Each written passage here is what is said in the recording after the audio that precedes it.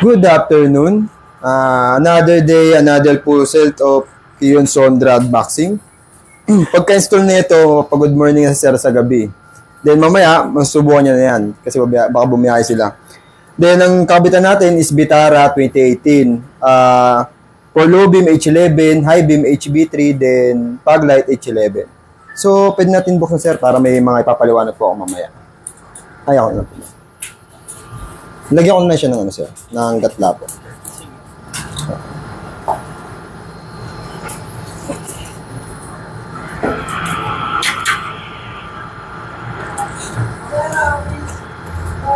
Yeah, okay na po sir, pabuksan na po. Unahin po muna natin yung H11 5000. Bali ang napili pala ni sir na kulay para sa low beam, H11 5000 Kelvin, para sa high beam HB3 5000 Kelvin, para naman sa fog light H11 5000 Kelvin. Yan sir. Tapos may mga papaliwanag lang ako sir. Itong lalabas namin from heat sink to driver, okay lang siya mabasa dahil naka HHP60 tayo sir. So waterproof siya. So kahit madumihan siya, mag-paint wash kayo, wala tayong worried. Tapos ang warranty niya is 3 years and 6 months. Tapos ang kaya ng wattage niya dahil nakalid lang tayo, 20 lang per bulb. So approximately sa isang pares, kumakaya lang siya ng 40. Unlike dun sa nakakabit sa kanila, sa isang bulb pa lang, 55 to 60 watts na yung kinakain mo.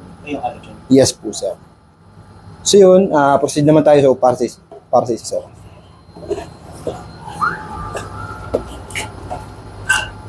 Sa lahat naman ng sir na ikakabit natin, yun naman yung spec niya, lalo na pagkait sa fog light. Wala kayong worry kahit isa malusong natin sa medyo malalim. Yan.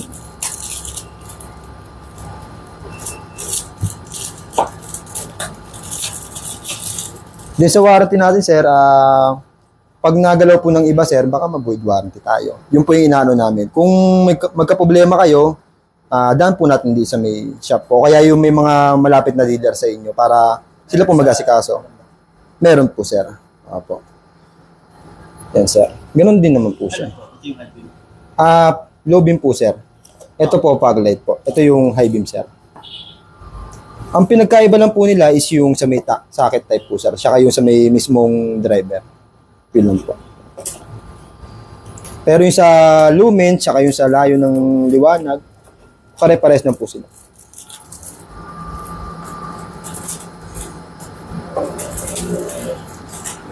Excuse me. Ayan sir. Same lang po sila lahat. Baka gusto nyo pong buhatin para malaman nyo kung gaano kabigat sir. Ayan. Ganyan siya kabigat.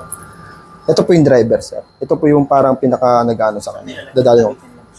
Bali, i-fix po namin yan sir sa matigas po na bagay para hindi po siya, kahit patagtag man kayo, hindi siya babangga-bangga sir. Naka-fix. Yun sir. Then mamaya, tawagin po namin kayo para sa side-by-side testing.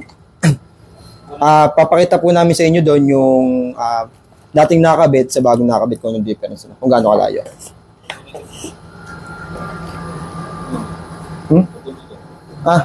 Bali yun sir, meron pala kaming promo, bali naka-avail pala kayo dahil mabili kayo ng full set.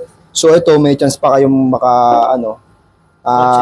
hindi naman. Lang sir, mga another mage lang o kaya hindi naman sir. Mga mugs, payong, then another na ganito, kaya projector fog lamps, depende po. Ayun sir, bali kayo na po bahala kung bibenta nyo o ibibigay nyo sa benta. Mas laki ka. Meron ba dito? Meron sir. Mag. Pili ko maraming ba?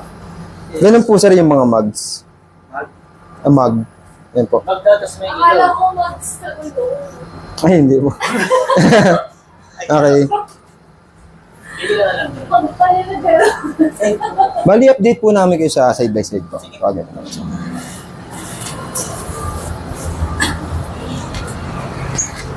Good afternoon. Another day, another set of Kion Sondra installing. Yun, bali ang magkakabit nga pala is si Sir Ricky, ang product specialist namin. Yun. Pakita po natin yan. Yun, bali ang inabili ni Sir is full set. Yun. Tapos, update namin kayo para sa side-by-side testing. Then, sa kabila pala, may kinakabitan din na isang unit.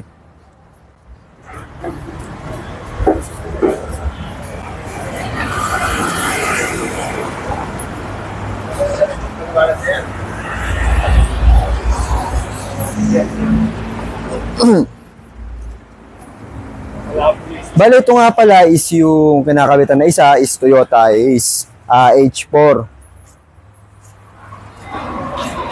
Tapos, ito, full set din. Tama? So, full set din to. So, sa headlight, H4, din sa fog light, H11. Yun. Bali, sabay-sabay namin papakita sa inyo yung side-by-side testing nito ng kabila, ng Vitara, at saka ng Toyota Ace. Then, ang nag-ano pa pala ito, product specialist, ay si Sir Spike. Yun. Medyo maliwanag lang, kaya naka-shades. Yun, bali update namin kayo sa, sa side-by-side nilang dalawa, then sa finished product ng dalawang unit na to. So, thank you.